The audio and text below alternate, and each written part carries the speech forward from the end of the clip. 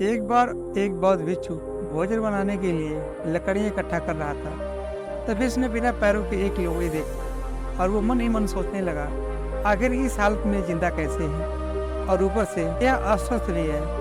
इस तरह के विचार करता हुआ अपने ख्यालों में खोया हुआ था कि अचानक चारों तरफ अफरा तफरी मचने लगी। जंगल का राजा शेर उस तरफ आ रहा था।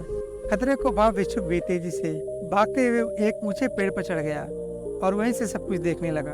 शेर ने एक हिरण का शिकार किया था और उसे अपने जबड़े में दबाकर लोमड़ी की तरफ बढ़ रहा था, पर उसने लोमड़ी पर हमला नहीं किया, बल्कि उसे खाने के लिए मांस का कुछ टुकड़ा दे दिया। इस घटना को देख भिक्षु तो घोर आश्चर्य में पड़ गया कि शेर लोमड़ी को मारने की बजाय उसे भोजन दे रहा है। भिक्षुक आश्चर्य में पड़ा, उसे अपनी आंखों पर भरोसा नहीं हो रहा था। इसलिए वह अगले दिन भी फिर वही आया और छिपकर शेर का इंतजार करने लगा।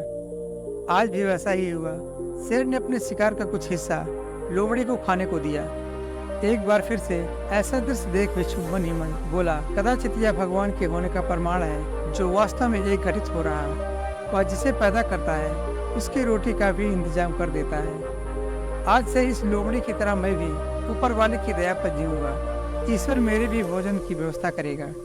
ऐसा सोचते हुए वह एक वीरान जगह पर जाकर एक पेड़ के नीचे बैठ गया। पहला दिन बीता पर कोई वहां नहीं आया। दूसरे दिन भी कुछ लोग उधर से गुजर गए, पर भिक्षु की तरफ किसी ने ध्यान नहीं दिया। इधर बिना कुछ खाए पिए भिक्षु हर क्षण कमजोर होता जा रहा था। इस तरह कुछ और दिन बीत गए। अब उसके शरीर की ताकत भी खत्म हो गई। वह चलने फिरने के लायक भी नहीं रहा। उसकी हालत बिल्कुल मृत व्यक्ति की तरह हो चुकी थी। तभी एक महात्मा उधर से जा रहे थे और भिक्षुक के पास पहुंचे। उसने सारी कहानी महात्मा जी को सुनाई और बोला, अब आप यही बताइए कि भगवान इतने निर्दयी कैसे हो सकते हैं? क्या किसी व्यक्ति को इस हालत में पहुंचाना पाप नहीं है? महात्मा जी ने कहा, बिल्कुल है, लेकिन तुम इतने मूर्ख कैसे हो सकते हो?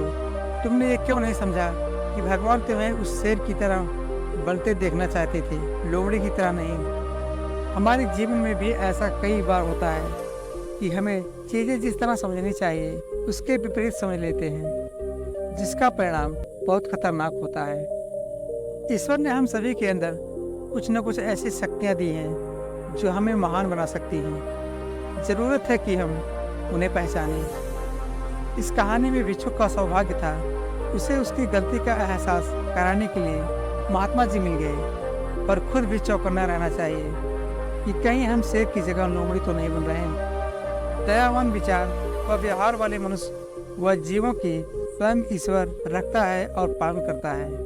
वह उसका जीवन सुगम और सुखदायी बना देते हैं। तो हमें कभी भी ऐसी गलती नहीं करना चाहिए जिससे बाद में हमें पछताना पड़े।